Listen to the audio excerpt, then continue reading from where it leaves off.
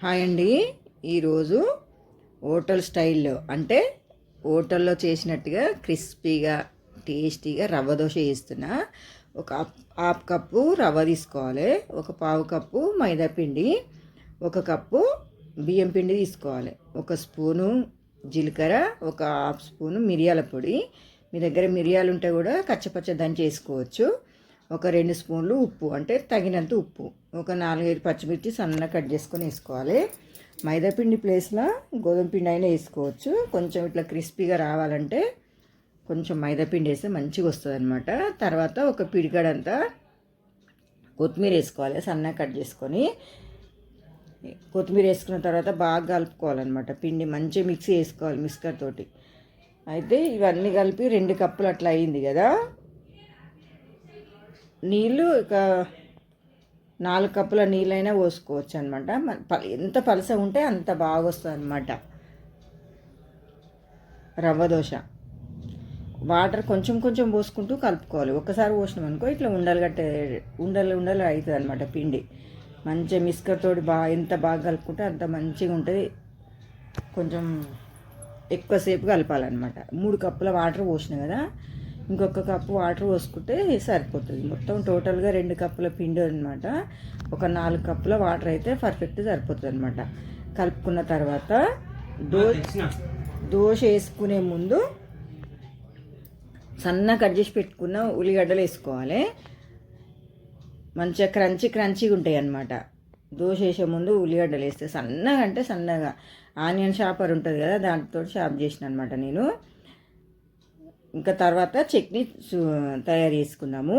ఒక spoon oil వేసుకొని ఒక పిడికడంత శనగపప్పు, ఒక పిడికడు మినపప్పు వేసుకోవాలి, ఒక హాఫ్ స్పూన్ అంతా జీలకర్ర వేసుకోవాలి. వేసుకొని బాగా వేయించుకోవాలన్నమాట. రెడ్ కలర్ వచ్చే వరకు వేయించుకోవాలి. శనగపప్పు, మినపప్పు, జీలకర్ర మంచిగా వేగాలి. వేగకపోతే పచ్చిగా ఉంటుంది, పచ్చడి కూడా అంత టేస్ట్ ఉండదు అనమాట. మనం అన్నంలో కూడా తినొచ్చండి, అంత బాగుంటుంది. చాలా టేస్టీ ఉంటుంది అనమాట ఈ పచ్చడి. ఈ 3 వేగిన తర్వాత ఉల్లిగడ్డలు కట్ చేసి పెట్టుకోవాలి ముందే. అయితే ఎండుమిర్చి వేసుకోవాలన్నమాట, ఒక 4-5 మన కారాన్ని బట్టి. ఇంకొక 2 వేసుకుంటే సరిపోతుంది. మేము కారం కొంచెం ఎక్కువ తింటాం అనమాట. ఎండుమిర్చి వేసుకొని ఎండుమిర్చి కూడా వేగిన తర్వాత ఒక 2 పెద్ద ఉల్లిగడ్డలు సన్నగా కట్ చేసి పెట్టుకోవాలి. ముందే ఉల్లిగడ్డ వేసుకోవాలి. ఉల్లిగడ్డ వేసుకున్న తర్వాత టమాటాలు వేసుకోవాలి. ఒక 3-4 టమాటాలు, పెద్ద అయితే 2, చిన్న అయితే 4 టమాటాలు వేసుకొని ఉల్లిగడ్డ టమాటా మంచిగా వేగాలన్నమాట. మంచిగా కొంచెం ఉడకాలి, మరీ మెత్తగా కాకుండా సాఫ్ట్గా అయ్యే వరకు ఉడికించుకోవాలి. మరీ మెత్తగా అవసరం లేదు. కొంచెం 2 రెమ్మలంతా చింతపండు వేసుకోవాలి. ఆప్షనల్ మాత్రమే, మీ ఇష్టం ఉంటే వేసుకోవచ్చు, చింతపండు లేకపోతే లేదు. నేనైతే వేసిన, కొంచెం పుల్ల ఉంటే టేస్ట్ బాగుంటుంది అన్నట్టు. ఇగో మంచిగా ఉడికింది అనమాట. ఇంకా స్టవ్ ఆఫ్ చేసుకోవాలి. మరీ మెత్తగా ఉడకని అవసరం లేదు. టేస్ట్ అయితే చాలా బాగుంటుంది అనమాట రవ్వ దోశ. ఇగో కంప్లీట్గా చల్లగా అయిందనమాట. ఇప్పుడు మిక్సీకి వేసుకోవాలి. మిక్సీ గిన్నెలు వేసుకొని ఇప్పుడు ఉప్పు వేసుకోవాలి ఇక తగినంత. ఒక 2 స్పూన్లు అయితే వేసిన నేను.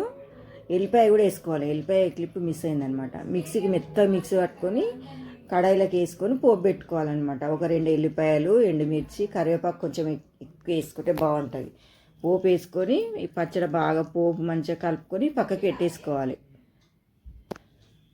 రవ్వ దోశ అయితే చాలా చాలా టేస్టీగా వచ్చిందనమాట. ఇగో చూసిరా. అయితే ఎంతసేపు నానబెట్టుకోవాలంటే ఒక అరగంట 45 మినిట్స్ నానబెట్టుకోవాలి. ఉల్లిగడ్డలు వేయక ముందు 45 మినిట్స్ ఎంత నానితే అంత బాగా వస్తాయి అన్నమాట దోశలు, రవ్వ దోశలు. ఇక ఇంత పల్సగా. కొంతమంది అయితే పెరుగు మజ్జిగ కూడా పోసుకుంటారు. నేనైతే ఏ మజ్జిగ పోయకుండా, ఏ వంట సోడా కూడా వేయకుండా మంచిగా క్రిస్పీగా వచ్చింది అనమాట దోశ. ఇంత ఇంకా పలసగా ఉన్నా పర్లేదు. పేలం పెట్టుకొని, పేలం బాగా వేడి కావాలి, అది ఫ్లేమ్ పెట్టుకోవాలి. బాగా వేడైన తర్వాత కొంచెం ఆయిల్ వేసుకొని టిష్యూ పేపర్ తోటైనా లేకపోతే మంచి క్లాత్ అయినా తీసుకొని మంచిగా ఇట్లా తుడుచుకోవాలి. తుడిచిన తర్వాత సన్నగా కట్ చేసుకున్న ఆనియన్స్ వేసుకోవాలి. వెడల్పుగా మనం దోశ ఎంత పెద్దగా పోస్తామో అంత పెద్దగా ఆనియన్స్ వేసుకోవాలి. అందులో వేసినాక కూడా పిల్ల మీద కూడా వేసుకోవచ్చు. మరి ఇంకా జీలకర్ర, పచ్చిమిర్చి కూడా వేసుకోవచ్చు. మనం కారం ఎక్కువ తినాలనుకుంటే ఇక మాకైతే సరిపోయిందనమాట. అందుకని ఇక కొంచెం ఓన్లీ ఆలుగడ్డ అది ఉల్లిగడ్డ మాత్రమే వేసిన. ఇంకా మంచిగా ఓల్స్ బాగా వస్తుంది అనమాట. మా పిల్లలకు అట్లా నచ్చతలేదు, మొత్తం ఇట్లా అట్లుంటే మేము తినమంటే ఇంకా సరేలే అనేసి కొంచెం పిండి ఎక్కువ పోసిన అనమాట. ఇంకా కొంచెం పలసగా పోతే చాలా బాగా వస్తాయి అనమాట. రెడ్ కలర్ అయ్యే వరకు మంచిగా కాల్చుకోవాలి. ఇగో ఎంత బాగా కాలింది చూసిరా, ఇట్లా క్రిస్పీగా ఇట్లా అయ్యే వరకు కాల్చుకోవాలన్నమాట. కాల్చి ఇంకొకటి కూడా అట్లనే సేమ్ అంతే, ఇంకా అన్నీ అట్లనే వేసుకోవాలి. ఒక్క దోశతోటి ఆగారనమాట. 4-5 దోశలు ఈజీగా తింటారు. రవ్వ దోశలు పల్సగా ఉంటాయి కదా, 4-5 దోశలు అయితే ఖచ్చితంగా తింటారు. ఇక నెక్స్ట్ కూడా సేమ్ కొంచెం ఆయిల్ వేసుకొని ఆ క్లాత్ తోటి దూడ్చి మళ్ళీ కొంచెం ఉల్లిగడ్డలు వేసుకొని ఇంకా పైనుంచి పోస్తే అంత బాగా వస్తాయి అన్నమాట. కెమెరా కొంచెం స్టాండ్ మరి చిన్నగా ఉందన్నమాట, పైనుంచి పోస్తే కనిపించదు, వీడియో తీయడం రాదన్నట్టు నేను కింది నుంచే పోసిన. ఎంత హైట్ నుంచి పోస్తే అంత పల్సగా వస్తుంది రవ్వ దోశ. కానీ స్టవ్ అయితే మొత్తం ఖరాబ్ అయిపోతుంది అనమాట. మొత్తం స్టవ్ నిండా పడుతుంది పిండి. ఇట్లా హీట్ పెట్టి లేపి పోస్తాం కదా స్పూన్ గంటతోటి, స్టవ్ అంతా ఇట్లా మొత్తం పిండి పడుతుంది అనమాట. మొత్తం రవ్వ దోశ పోసుకున్న తర్వాత దోశ మొత్తం ఆరినట్టు అయిన తర్వాతనే ఆయిల్ వేసుకోవాలి. అట్లయితేనే క్రిస్పీ ఉంటుంది అనమాట దోశ. ఆయిల్ వేసుకొని మంచి కలర్ వచ్చే వరకు కాల్చుకోవాలి. కాల్చుకొని ఒక గిన్నెలకు తీసి ఇంకా మంచిగా మనం చేసిన పచ్చడి వేసుకొని తింటే చాలా చాలా టేస్టీగా ఉంటుంది. రవ్వ దోశ అనేది తొందరగా స్మూత్గా మెత్తగా అయిపోతుంది అనమాట. వేయంగానే తినేస్తూనే ఉండాలి. ఒక 5 నిమిషాలు అటు ఇటు అయినా సరే మెత్తగా అయిపోతుంది అనమాట. చాలా బాగుంది.